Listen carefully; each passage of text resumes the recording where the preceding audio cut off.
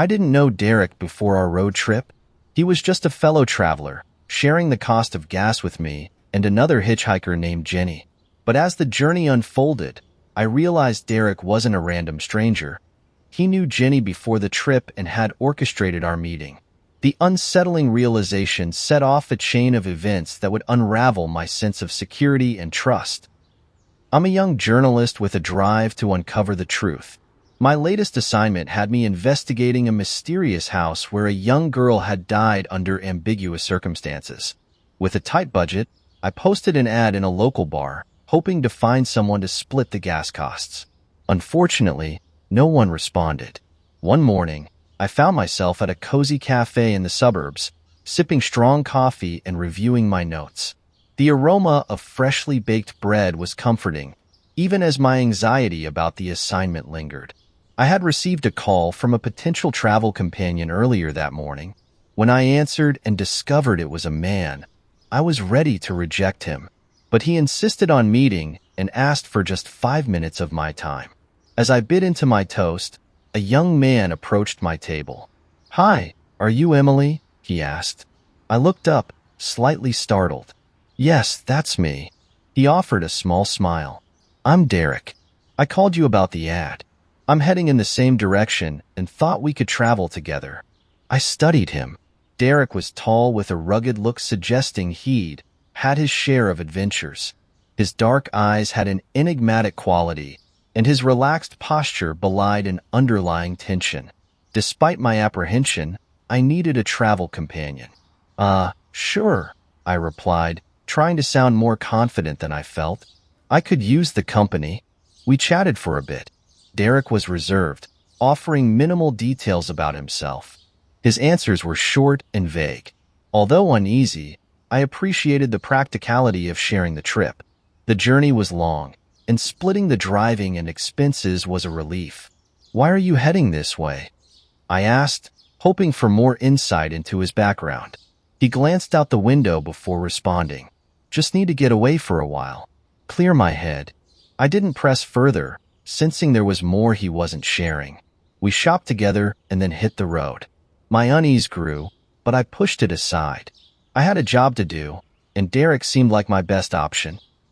As we drove, I tried to make small talk to ease the tension. The silence was heavy. "So, Derek, where are you from?"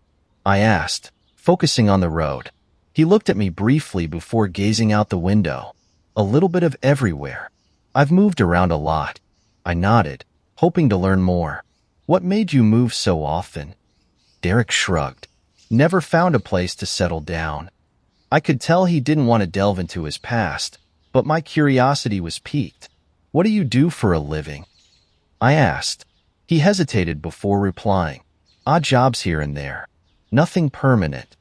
His vagueness unsettled me further. "Any family or friends?" Derek's jaw tightened. "Not really. It's just me." Regret washed over me for agreeing to the trip. The car felt tense, and I focused on driving, my mind racing with doubts. After a while, we stopped at a gas station.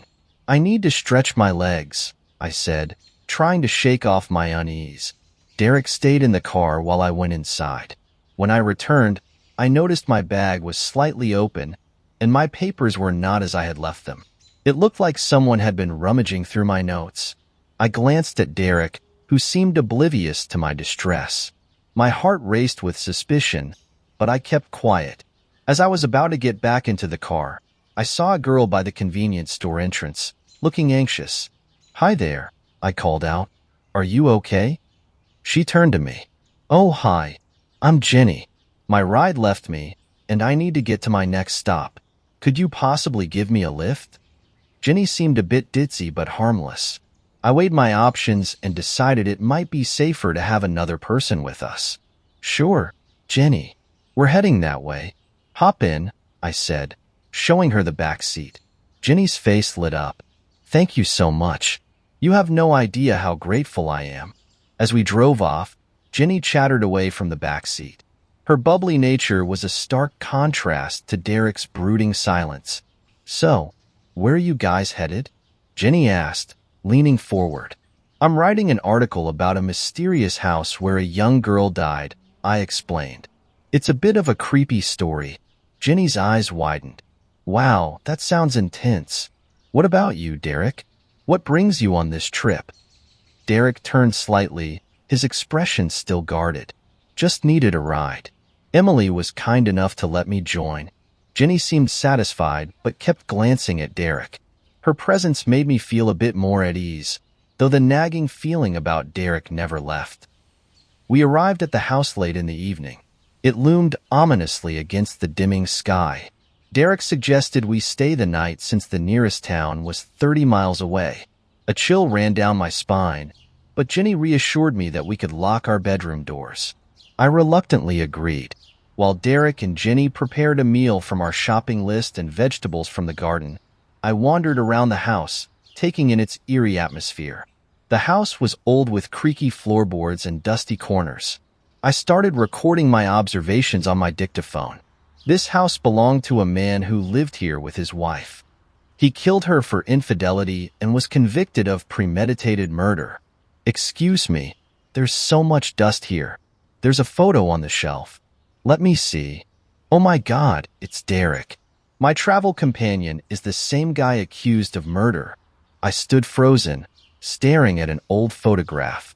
It was unmistakably Derek, younger but unmistakably him, with a woman who must have been his wife. My heart pounded as I pieced together the implications. Downstairs, I heard Derek and Jenny chatting. Their voices were low, but every word now seemed laden with hidden meanings. I took a deep breath and decided to sneak down, hoping to learn more without alerting them. I moved quietly, hugging the shadows, each floorboard creaking under my weight. The closer I got, the clearer their conversation became. Jenny's giggle sounded forced, and Derek's tone was unsettlingly calm. I pressed myself against the wall outside the kitchen, straining to catch their words. "She's suspicious," Jenny said. "Doesn't matter," Derek replied smoothly. "We stick to the plan." What plan? What were they up to? I edged closer, my breath shallow. "You think she bought it?" Jenny asked. "She will," Derek said confidently. "She has no choice."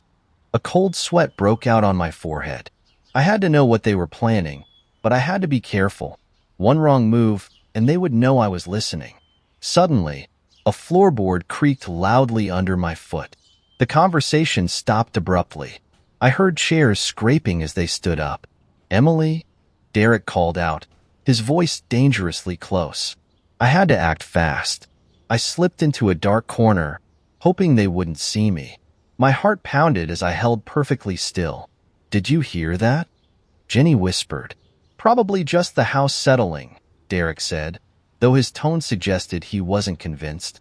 I waited until I heard their footsteps retreating into the kitchen. Only then did I let out a sigh of relief, though my mind was still racing. What had I gotten myself into? And what were they planning to do with me? Thinking they hadn't noticed me, I cautiously descended the stairs. Suddenly, a hand clamped down on my shoulder. I spun around to find Derek and Jenny standing there, looking equally startled. "Why were you sneaking around?" Derek's eyes narrowed, his grip tightening. "I wasn't sneaking," I stammered. "I heard noises and got curious." "Curious, huh?" Derek's voice was cold. "Well, now that you're here, why don't you join us?" He guided me into the kitchen. Jenny stood awkwardly by the table where dinner was waiting. I took a deep breath, trying to summon my courage. "What's going on? Why are you really here?" Derek and Jenny exchanged a glance before Derek spoke. "We need to talk, Emily. You weren't supposed to find out like this, but you've left us no choice." My heart raced as I waited for an explanation, the tension thick in the room. Derek began. "I followed you because I couldn't risk you writing another defamatory article about me. My life has been ruined by lies, and I need you to hear the truth." Jenny stepped forward. "I was at the gas station to make sure you wouldn't be afraid to travel with us.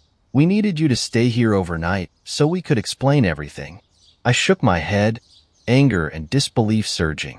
"You manipulated me, invaded my privacy. How can I trust anything you say?" Derek's expression softened.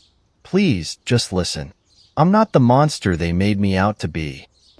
The room fell silent as I processed their words. My mind raced with questions, doubts, and fears. Could I trust them? Did I have a choice? Fine, I said finally, my voice trembling. Explain everything. But this better be good.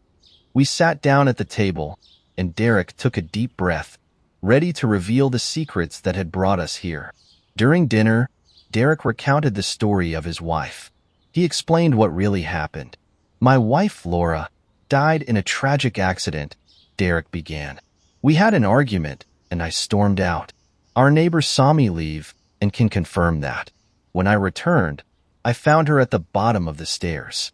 Authorities ruled it an accident, but her sister, Clara, seized the opportunity to accuse me of murder. She convinced the media to publish lies, painting me as a monster. Derek's voice was heavy with emotion. I blame myself for leaving her alone, but I can't bear more lies. I need the truth to be known. Jenny nodded. We knew you were writing about the house. We wanted to make sure you heard the truth, not just Clara's version. I felt a pang of guilt and understanding. I'm sorry, Derek. I judged you based on what I read. I should have looked deeper. Derek gave a small, appreciative smile. Thank you for listening. That's all I wanted. Now, let's eat. I'm starving. As we ate, we discussed everything that had happened. Derek shared more about his life since the incident, and Jenny added details about Clara's vendetta and its effects on them. I decided to help Derek restore his reputation. I'll write the true story, I promised. People need to know what really happened. The atmosphere lightened. We were no longer just strangers. We were allies with a common goal. Jenny, Derek, and I agreed to continue traveling together for a while.